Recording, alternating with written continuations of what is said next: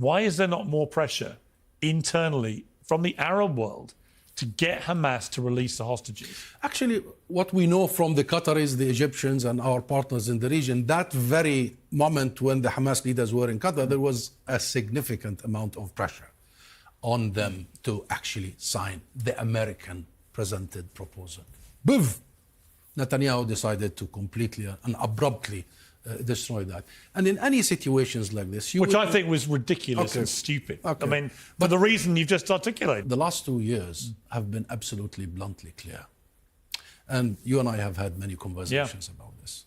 And you know, for many years, we were talking, but not heard.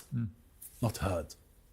And for many years and decades, we've been talking and not seen. So finally, we are being heard and seen. And I want you to know that from the very beginning, everything the Palestinian people and the Palestinian leadership have been doing is trying to sort this out in a statesman-like, with a vision.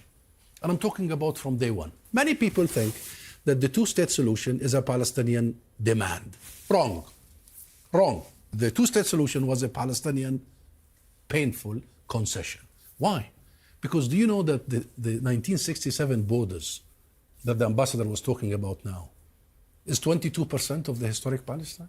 And do you know that it's less than half of what the United Nations gave to the Palestinian state in 1947, the partition plan, Resolution 181? Yet still in 1988, the Palestinian leadership, Yasser Arafat, the late Yasser Arafat, the founder of our movement and the father of the nation, announced the establishment of a Palestinian state, declared on the 22%.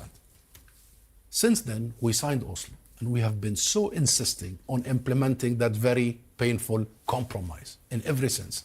And I've just heard the ambassador, the US ambassador, saying that Oslo stipulates that there will not be a Palestinian state. Really? An international law does not stipulate a Palestinian state.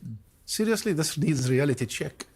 Oslo was an interim period for 5 years that must lead and yield a state of Palestine. That was the agreement.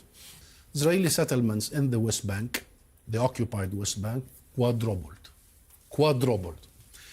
Today, in the middle of genocide, the most painful experience any nation can go through, genocide.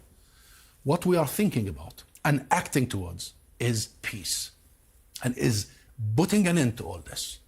And what you saw in London 2 days ago, the announcement about the recognition of the state of Palestine, is part of our vision towards the future.